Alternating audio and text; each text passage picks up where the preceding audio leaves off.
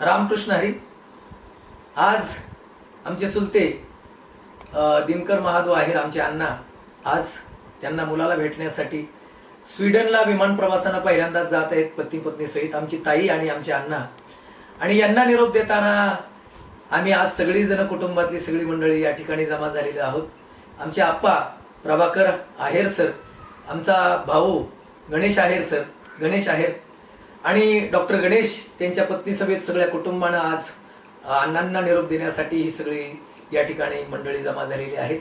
अण्णांनी 30 वर्ष नोकरी करून आपल्या मुलांना स्वतःच्या पायावरती उभं केलं आणि त्यांचा थोरला मुलगा योगेश आहेर डॉक्टरेट करून स्वीडनला, सुरुवातीला ऑस्ट्रियाला आपल्या पती पत्नी सोबत राहत आहेत आणि त्यांना भेटण्यासाठी आज पहिल्यांदाच आमचे अण्णा विमान प्रवासानं तिकडे जात आहेत.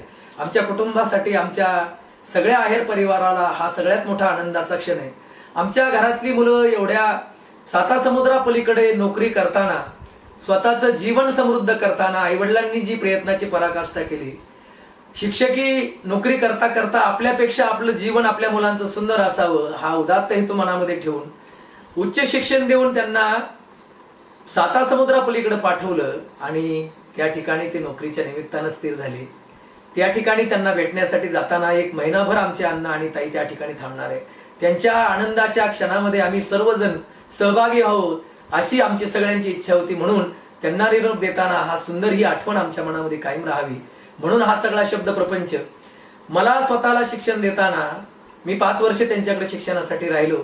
त्यानंतर त्यांना एक मुलगा डॉक्टर PhD शिक्षण घेऊन त्यांनी आपल्या सुनेसहित त्यांनी कुटुंब तिकडे स्थिर केलं आणि आज अण्णा त्यांना भेटण्यासाठी तिकडे जात आहेत.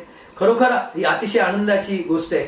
आमच्या आहेर परिवाराच्या वतीनं अण्णांना निरोप देताना अतिशय सुंदर अशा प्रकारची आठवण आज स्मरणात राहावी म्हणून या ठिकाणी हे चित्रीकरण करण्याचा अट्टहास. धन्यवाद.